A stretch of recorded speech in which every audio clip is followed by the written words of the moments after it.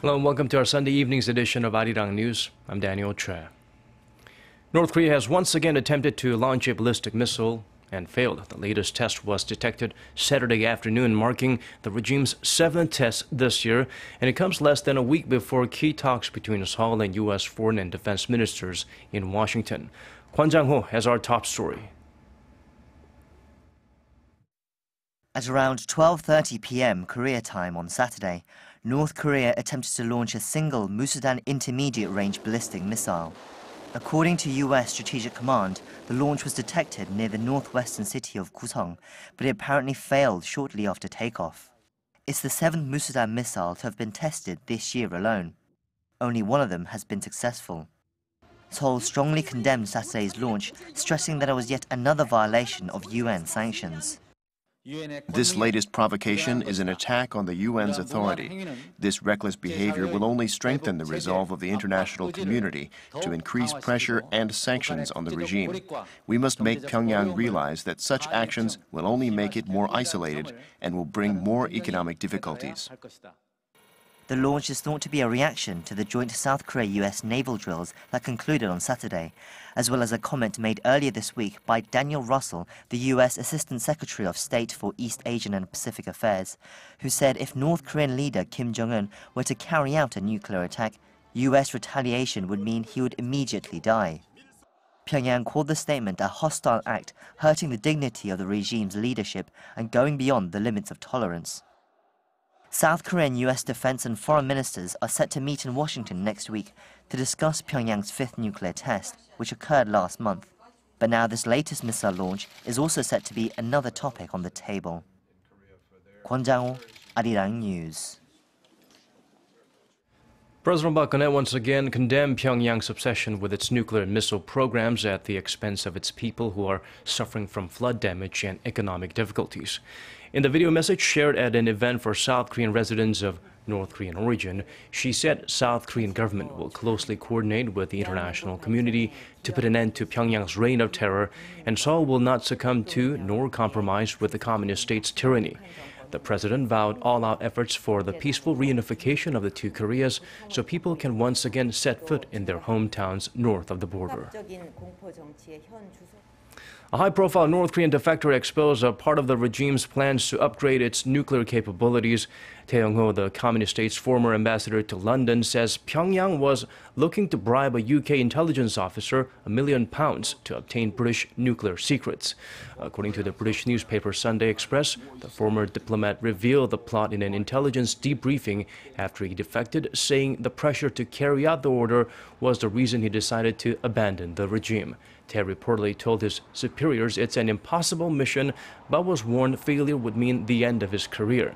Tae eventually contacted a British intelligence officer he had met playing golf and revealed his intention to defect.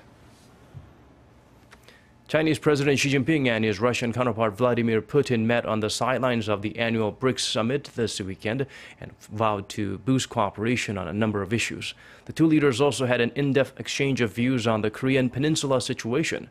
They agreed to maintain close communication and coordination to jointly safeguard peace and stability in Northeast Asia.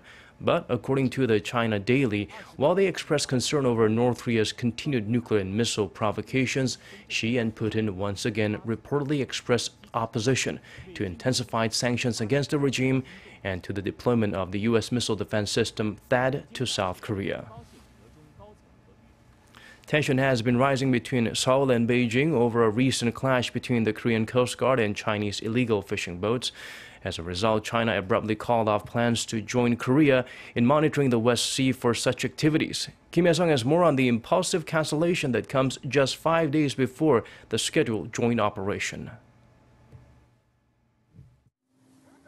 Beijing has cancelled plans with Seoul this coming week to jointly patrol the sea between Korea and China. According to Korea's Ministry of Maritime Affairs and Fisheries, Seoul and Beijing were planning to have joint crews monitor activity in their respective fishing waters for 5 days starting Wednesday.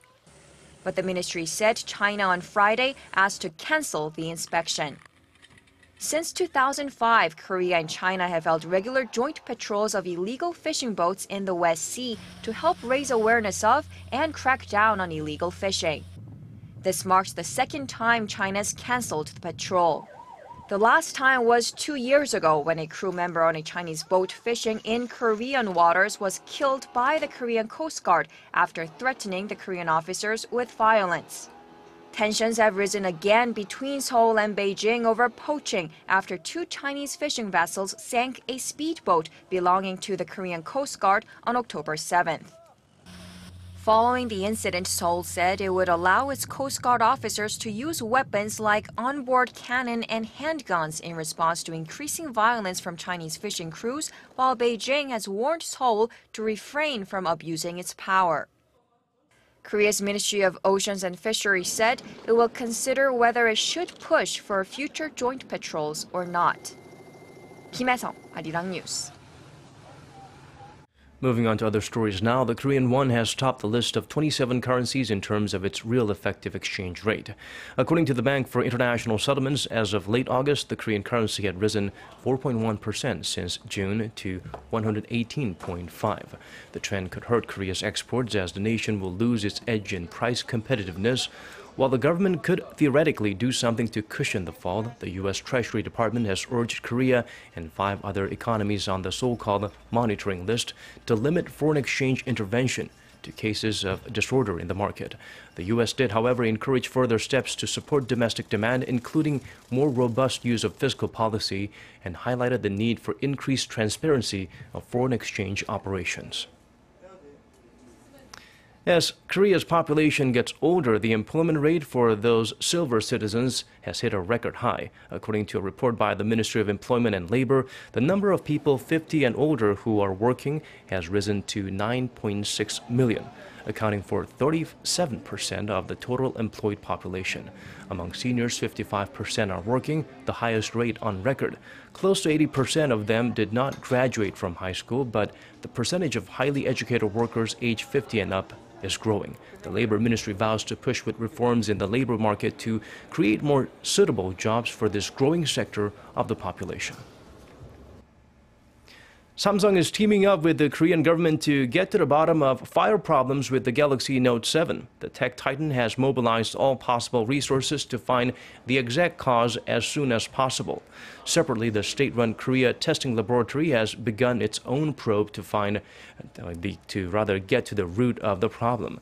The devices that did catch fire handed over by Samsung will be under intense scrutiny using the latest technologies, including X-ray and computer imaging.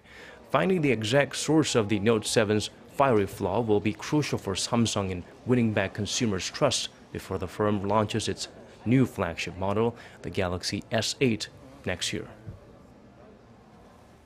1,020 free Wi-Fi hotspots will be available for the Korean public by next year. According to the Ministry of Science, ICT and Future Planning on Sunday, the plan is aimed at closing the internet access gap between income groups and also between the different regions of the country. The ministry plans to work with the nation's internet service providers to set up the hotspots at public facilities such as traditional markets and community centers. With the additions, the nation's total number of public Wi-Fi hotspots will come to around 13,300. A growing number of people here in Korea are choosing a minimalist lifestyle. The new trend is possibly a strong reaction to the prevailing tendency towards excessive consumption in Korean society. Hwang Woo-jin explains why less is more. Many working women come home at the end of the day, only to spend their free time on household chores. That's why this teacher, wife, mother, and dog owner decided to get rid of everything but the essentials in her home. She started with the piles of clothes she had not been wearing for years, then moved on to her flower pots and the rest.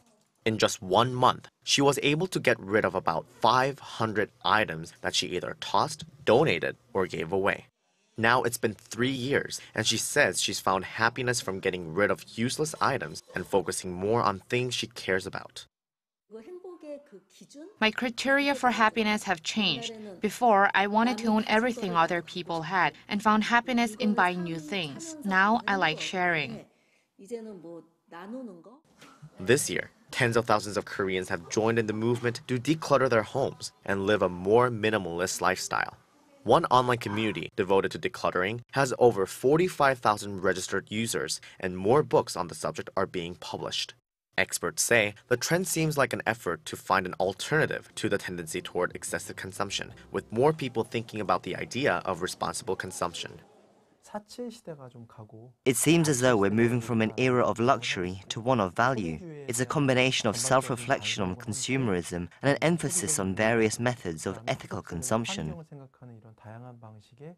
Although many people remain skeptical that the trend will seep into the mainstream, it has already encouraged more people to pair their belongings so they can focus on finding new ways to bring meaning and happiness into their lives.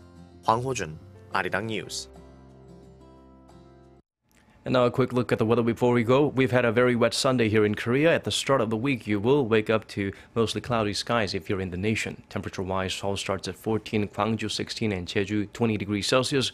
The mercury will then rise all the way to 22 in the capital, 24 in both the City of Lights and the southernmost resort island. And now let's check out the weather conditions in your neck of the woods and around the world.